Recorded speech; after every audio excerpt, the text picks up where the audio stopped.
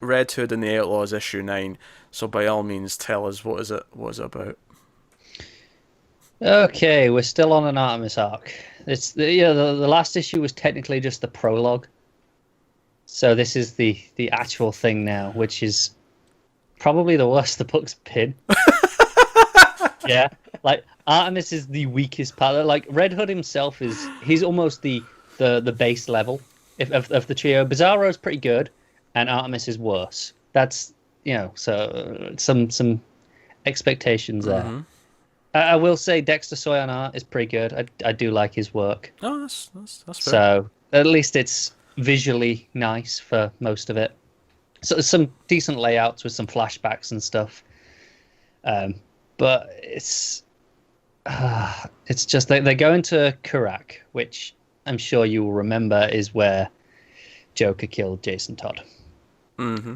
And you will remember, and if you didn't remember it, it makes sure you will because it tells you about 15 times in the space Wait, of hold 50 on. Like, so pages. he's written like however many, like 50 issues of New 52 Red Hood, and now he's still going back to that time he got The killed well. by the Yeah. Joker. Yeah. The same thing. We're still going back to that over and over again.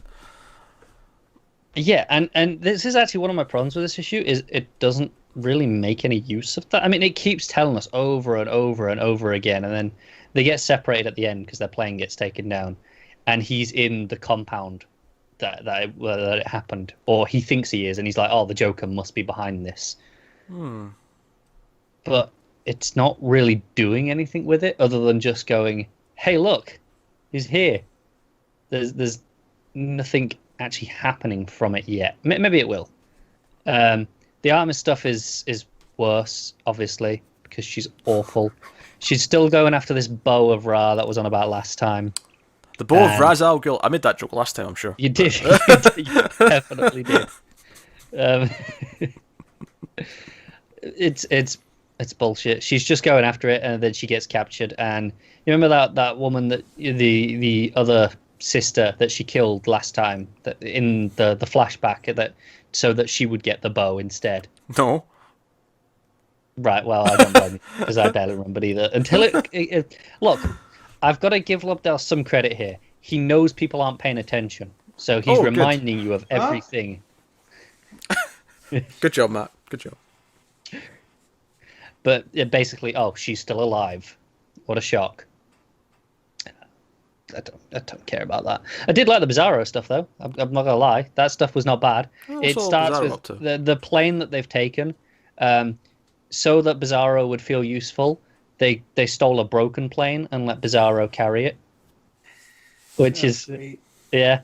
And then when they all get split up when it all gets taken down, they land and well crash. But Bizarro lands in this town, and they think he's Superman, and like he doesn't really know how to explain that he's not. He's like saying, "Oh, I've got." He's going, "I have no idea what's happening." But then these people are just begging him for help, and he does. He says, "Yeah, sure, I'll come with me to the others. They'll know what to do." And but they're like, "Oh, but you won't let the general's men hurt us." And he's like, "Yeah, promise." So It sounds like Lobdell's actually got a pretty good handle on a sort of semi-heroic Bizarro. he does. Like, You mean he knows I've how to given write that. an imperfect Superman? Because I would agree.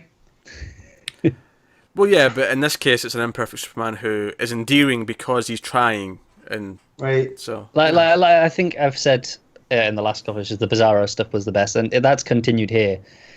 So if you can just give me a Bizarro book instead, I'd read that. Did you read Heath Corson's Bizarro, Connor? Was that the road trip? Yeah. Yeah, that was pretty fun. So fantastic. Yeah, Yeah. that was a lot was of that fun. the DCU one or is that an older thing? Yeah, Yeah. yeah. That's DCU. Okay. Cool. No, I mean I like Bizarro when he's done well. Like this stuff's actually pretty good with Bizarro. It's fun. It's him being confused and trying to be good, but not really knowing how because he's still new. So that stuff's not bad, and the art's nice, but all the Red Hood stuff is pretty poor, and the Artemis stuff is utterly atrocious. Wow. Which is I thought and it was this is an approved. Artemis arc, so that's most of the book. That's a Yeah. shame. That's a shame. No to our subplots then.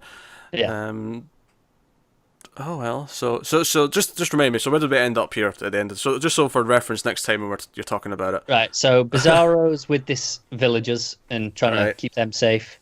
Jason Todd's in a compound where Joker left him to die, and he thinks that he's there, and he's seeing a version of himself as Robin, like going, "Hey, you're a bit shit at this, ain't you?"